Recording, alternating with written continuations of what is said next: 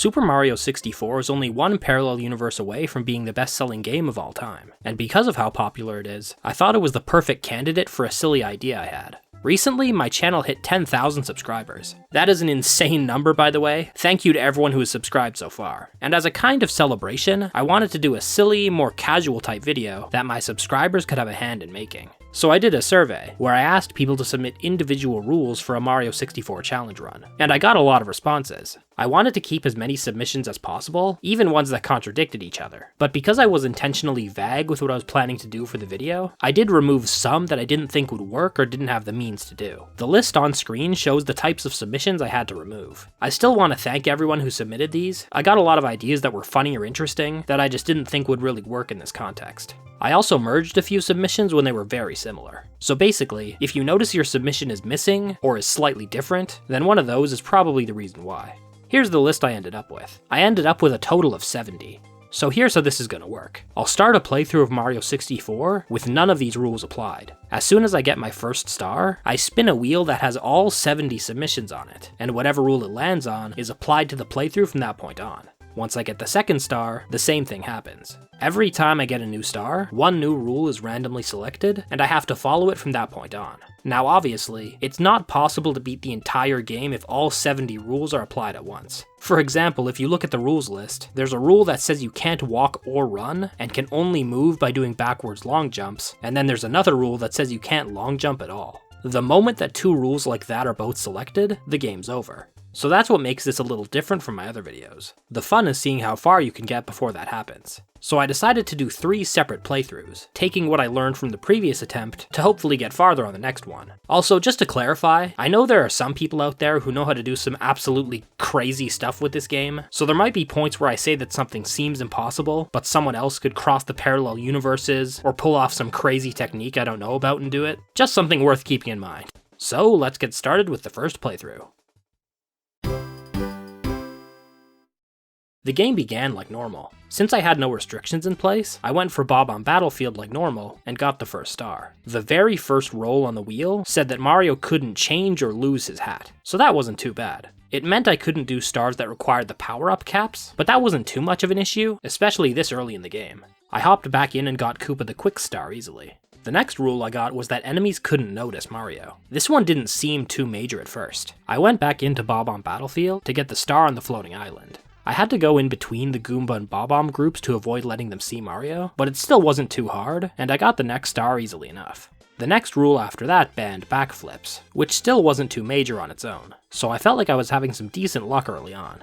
However, I soon realized that most of the remaining stars in the level were already off limits with the current rule set. Since enemies weren't allowed to notice Mario, I couldn't get the star behind Chain Chomp's gate, and that also meant I couldn't get the red coin star, since one of the red coins is on top of the same post. I also couldn't get the star that required the wing cap if I unlocked it, since changing Mario's cap was banned. So I decided to go elsewhere for the moment, and got the first star in Cool Cool Mountain no problem. And the rule I got for this one said that I couldn't get 1-ups. So basically, I could only gain lives by getting a bunch of coins in a level, or just resetting the game or getting a game over to replenish them. Not a huge problem. I hopped back in, and got the penguin star as well. This one banned the C buttons, so essentially, I couldn't control the camera. This was annoying, but it didn't make anything impossible, so I went back into Cool Cool Mountain again, and got the racing star. And then I got the rule that said Mario must always be running. This was something that had a much more obvious impact on the gameplay. I took this to mean that I had to always be running while on the ground and moving normally, but I could still jump and slide and grab Bowser and all that. This one turned out to be more of a challenge than I expected. I hopped back into the level to get the red coin star, but when I made it to the bottom of the level, I realized that I couldn't take the warp back to the top of the level since I had to stand still, and I couldn't take the path back up because it was full of enemies that would notice me. So I ended up taking the lift back up, running in circles the whole time. And then when I got the last coin I needed, the star cutscene messed me up, and I accidentally fell down to the path and got spotted by a snowman. I tried it a few more times, and I kept getting messed up by the camera angles, since I couldn't control the camera anymore. So I decided to change things up. I went to the secret slide, and got the 2 stars there fairly easily. From those 2 stars, I got the rules no touching orange and no long jumping. The touch orange one was a bit weird, because I had to kind of be my own judge about what counted as orange. Like, are the doors orange, or are they a polished brown wood? The long jump rule was a little restrictive, but still very playable.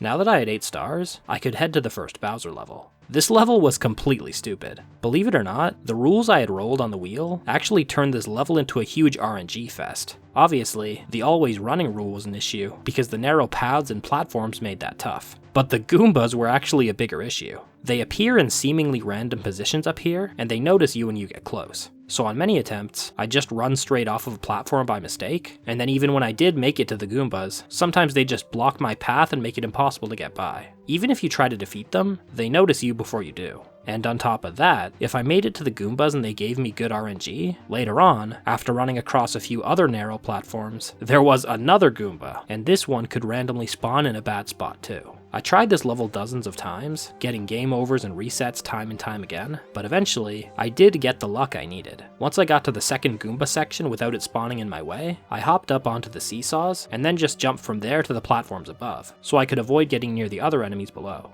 Bowser wasn't too tough, so I defeated him easily enough, which got me access to the basement. I didn't plan to include the door key as something that would make me roll the wheel, but on this first playthrough, I ended up doing it accidentally without really thinking about it. The rule I got was that I could only move at walking speed. I decided to combine this with the always be running rule. I still had to always be moving, but now instead of running, if I was moving normally on the ground, I had to walk.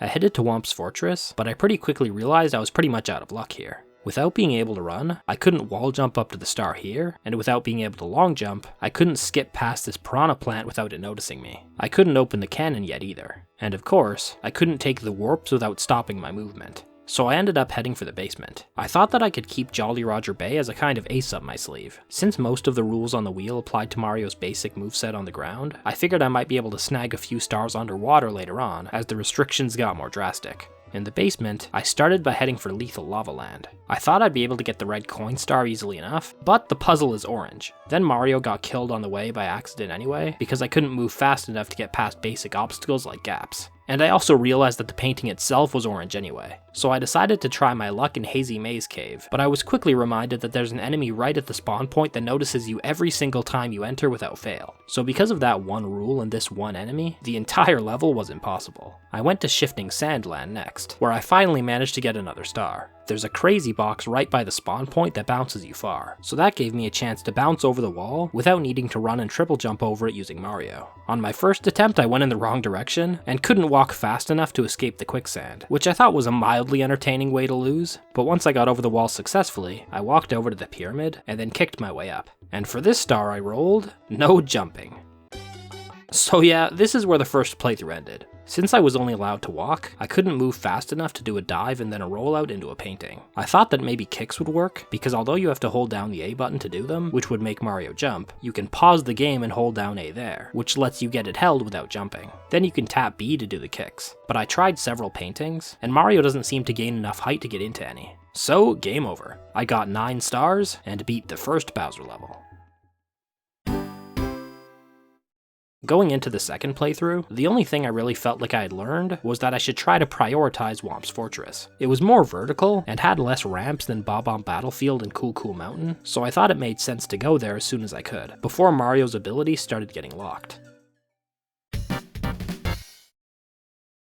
After getting the first star like normal, the first rule banned the Z button. That was annoying, since that knocked out long jumps, backflips, and a bunch of other moves all at once, but it was still playable. I headed directly to Whomp's Fortress after getting my first star, and got the wall jump star easily. And with some great luck, I managed to roll the no backflip rule again. Since the Z button being banned already covered that, this effectively meant there was no change. I headed back in planning to beat King Whomp, but then I remembered that I couldn't ground pound since the Z button was banned. So I decided to get the 100 coin star and the red coin star instead. 100 coin stars are unique in that they don't remove you from the level when you collect them, so I thought it made sense to make sure I got both the red coin star and the 100 coin star spawned before I collected either of them. Since I only roll for a new challenge when I get a star, that meant I could collect the coins needed for both stars without making it harder to get the second one.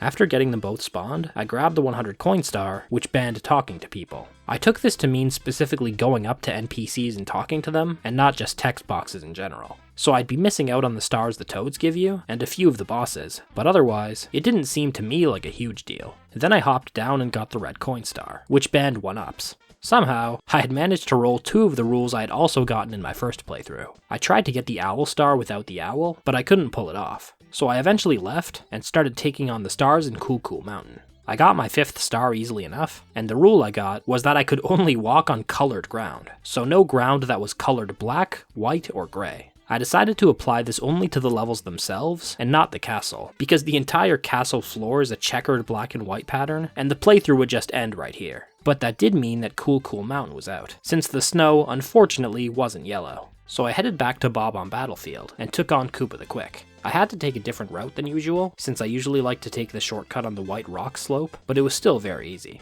The next rule I got was that I couldn't take damage. This one didn't seem that hard really, since I could just reset a level if I took damage. It wasn't something that actively impacted my actual controls. That said, the current combination of rules seemed to knock out the rest of Bob on Battlefield. I couldn't get to the floating island anymore, because I couldn't talk to Bob-ombs anymore, and I couldn't press Z to long jump to it from the mountain. It was my mistake for not talking to the Bob-ombs to open the cannons before this point. So that meant that the red coin star and the floating island star were out of reach. And I couldn't get the chain chomp star under normal means either. There's a glitch you can do to get in using a Bob-omb, and I don't even think it's that hard, but I've never really practiced it, so I was no good at it. So I decided to try my luck somewhere else.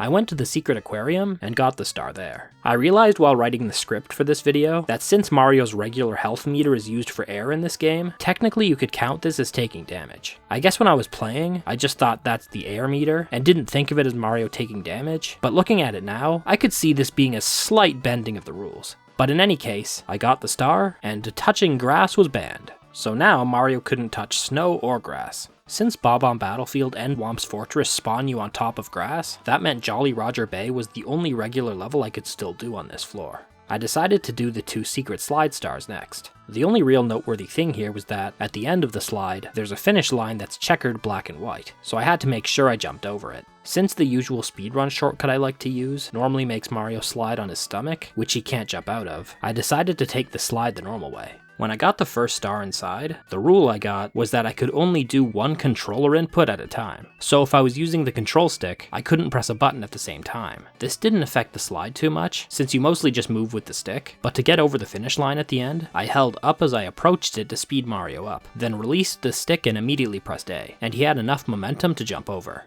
After getting this star, punches were banned. The Bowser level was open, and I wanted to finish that up before I piled on too many more restrictions, but I quickly realized that it was already impossible. And that's because the stone floor here is gray, which meant I just couldn't make progress. But even if I couldn't surpass my first attempt story progress, I could still try and get a higher star count. So I left the Bowser level and went to Jolly Roger Bay, the only level left that I could currently access. Also, as a reminder, remember that when I played this, I was thinking about air and actual damage separately, so I guess I accidentally bent the rules here too. This level really sucks when you can only do one input at a time, because if you aren't holding a direction on the control stick, Mario will start going back to a neutral angle, and if you aren't swimming in any direction, then he'll slowly float upwards. So to swim downwards with only one input at a time, you have to hold down on the stick until Mario is angled all the way down, release the stick and tap A, and then tap down on the stick quickly and then quickly press A again, so you can try to maintain your angle as much as possible and as quickly as possible. Then every so often, you'll have to reorient yourself with the stick. It's excruciatingly slow, but I did eventually manage to make it to the treasure room, where I got my 10th star. This one banned touching the color green. I went back in and tried to get the sunken ship star, but that one seemed impossible, because the swimming was just way too slow to go down to the ship, up again, and then down again to get inside. Because Mario was banned from touching green and gray, at this point, I also no longer had the option to do exploits in Bob on Battlefield, Whomp's Fortress, or here to get extra stars. For example, you can do a weird tap walking thing and walk up this spike, and then slide down the other side to get the star up there without the cannon. But it's really hard to do normally, and even if you could, the spike and the platform are completely gray. As far as I could tell, 10 stars seemed like the most I could get, an improvement over the first playthrough by 1 star. I'd say that I learned 2 main things from the second attempt. First, I decided to switch from the Nintendo 64 version of the game to the 3D All-Stars release. That's because, for some reason, in this version you can move Mario with the control pad, something that's not possible in the original. This makes it much easier to do the trick in Jolly Roger Bay, which I liked, because it was good to have options for when the restrictions got piled high again. I wasn't gonna cheat and try to say that the control pad in this version didn't count for rules that involve the control stick though. I just thought of it as an alternate control stick. I also learned after the one input at a time rule that Jolly Roger Bay was not the ace up my sleeve I thought it was, and was in fact kind of the opposite. The level was a borderline unplayable experience with that restriction, and probably would be with others too. So this time, I wanted to prioritize stars from Whomp's Fortress and Jolly Roger Bay. So I started up the game, got the first star, and my very first restriction was that I could only backflip, and no other jumps were allowed. That was a tough one right from the get-go. It also meant that switching to the 3D All-Stars version ended up being entirely pointless, because the Jolly Roger Bay trick required me to jump off the spike after climbing it. I headed to Whomp's Fortress. Since I could only backflip, I could still gain height to reach platforms, but I had to wait patiently for things like the rotating platform so I could move across gaps, which made getting around the level slow. When I reached the Whomp King though, I used a simple trick to make the fight a bit easier. When he's falling on you, if you're in mid-air and ground pound, he falls through you and you deal damage immediately. So I waited until it was just about to fall, then did a backflip for height, and immediately ground pounded. It was a slightly more cumbersome way of doing it, but it worked fine. The next rule I rolled was, only one controller input at a time again. Somehow I rolled it again. I thought at first that the playthrough might be over already, but I found that if you hold down Z, then release it and quickly press A, you can still do a backflip. So I headed back in to scale the tower. And to be completely honest, these two rules together I actually found weirdly fun. Since you can only do these slow backflips, it's hard to line things up precisely, and sometimes it was a race against the clock to get past obstacles that are normally supposed to be super easy. For example, on one attempt, I backflipped right onto a piranha plant, but on another attempt, I fell short and had to awkwardly backflip past it. And up at the tower, I had to aim Mario so that he would land on one of the moving platforms, do a backflip as soon as it started coming out, quickly run to the other side of the platform before it went back in, and then turn backwards and backflip off of it again.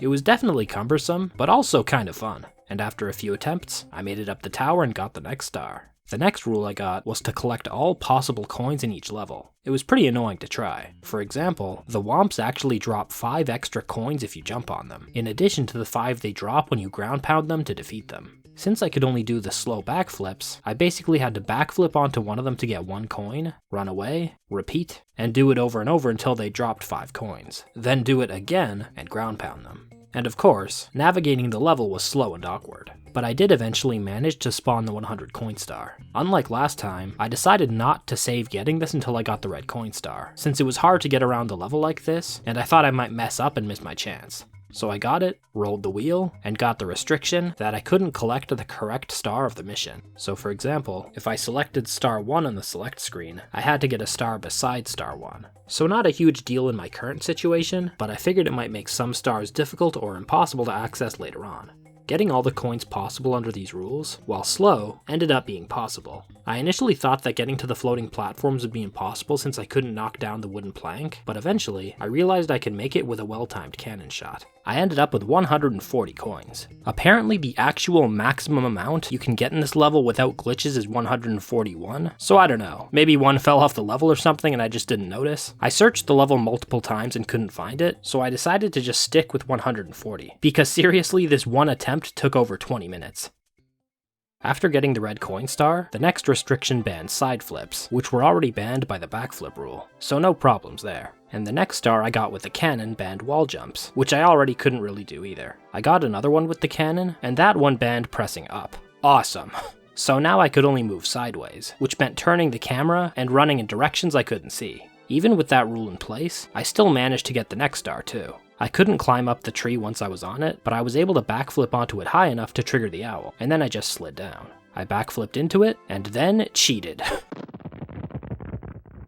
Yeah, so once again, I didn't realize this until I was writing the script, but obviously, to aim the owl you have to use the control stick, and to hold onto it, you have to hold down the A button, which means I pressed multiple buttons at once getting this one. It's really tougher than you might think to keep track of all of the rules at once. I think since I was just holding down A, my mind just failed to process that that was still counting as an input. But maybe it could still technically be possible to get this one if you just had good luck with how the owl moved on its own? I'm not actually sure. In any case though, this was the roll that ended the run anyway. I rolled the rule that forced me to always run again, which meant I couldn't stop to do a backflip or do other actions. I could only do one input at a time, so since I had to always be running, I couldn't do anything else. Maybe if I'd had different luck, I'd be able to run and then briefly release the stick to jump, but since regular jumps were already banned and only backflips were allowed, that was already impossible. When you release the control stick and then press Z, Mario does a stopping animation that lasts until he's at a complete stop, and only then does the crouch begin, which definitely doesn't count as consistent movement. So there was no way for me to jump anymore, meaning I couldn't access paintings. I could go to the first Bowser level, if not for the fact that since I couldn't press up, trying to keep the camera at an angle where Mario could always run sideways, while only being able to input one thing at a time, while also having to always be running, was pretty much impossible too. And then even if I did manage it, the hallway leading up to the Bowser level, I mean, how are you not pressing up here?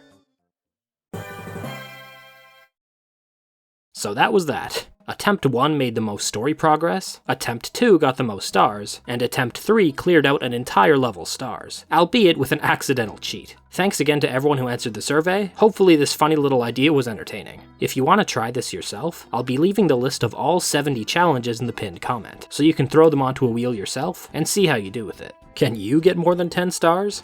I think that the overall concept of this is pretty fun. There was always a bit of anticipation whenever I spun the wheel, but once the challenges start stacking up, keeping track of them all and playing around them becomes a little obnoxious. But maybe it's worth trying for a round or two. If you want to just take a silly rule set from this, maybe try the backflip and only one input at a time combo. I don't think I'd recommend it for a full playthrough, but it's honestly kind of fun for a few stars. And finally, thanks again to everyone who's subscribed so far. I'm sure you've heard this kind of thing from all the other channels you watch, but there was genuinely a time just a few years ago where reaching 10,000 views on my 1000 Year Door video blew my mind. And the fact that the entire channel has grown to the level it has, and seems to entertain so many people is really cool. I seriously never expected to get anywhere close to 10,000. I hope you enjoyed this one, and thanks for watching.